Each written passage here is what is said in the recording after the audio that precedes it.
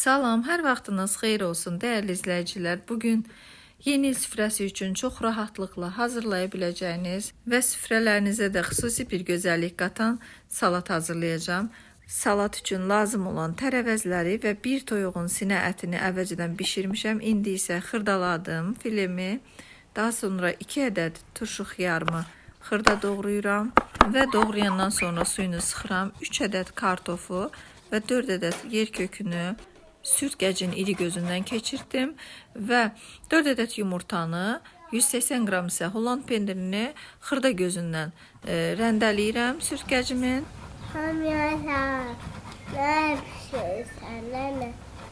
Nə yirsən Murad?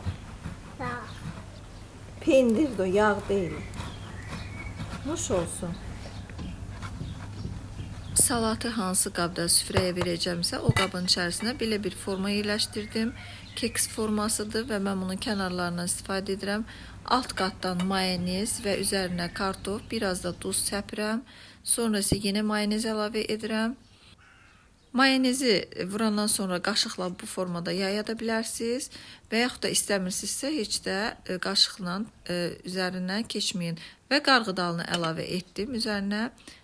Sonra yenə də mayonezi əlavə edirəm və daha sonra üzərindən bir toyuğun sinə ətini doğramışdım, xırdalamışdım, onu əlavə etdim. Əziz xanımlar, siz mayonezi biraz az da istifadə edə bilərsiniz. Bizim evdə biraz mayonezli salatları çox sevirlər.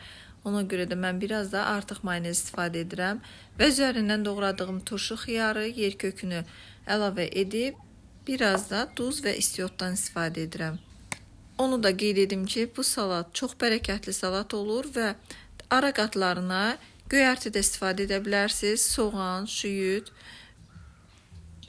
Mayonezin üzərindən yumurtanın sarısını ayrı çəkmişdim. Onu əlavə etdim və indi isə yumurtanın ağını əlavə edirəm. Çəngəllə və yaxud da bıçaqla üzərindən biraz da belə formaya salıram, hamarlayıram. Daha sonra mayonez əlavə edirəm. Sonuncu təbəqəyə isə Holland pendirini yerləşdirirəm. Biraz da pendiri çox eləmək lazımdır. Salatımızın üzəri qalın və gözəl görsənsin.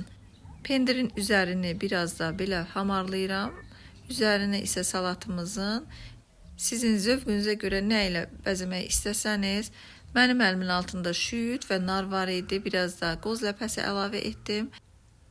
Bayram salatımız artıq hazırdır və formanı çıxardıram salatımızdan.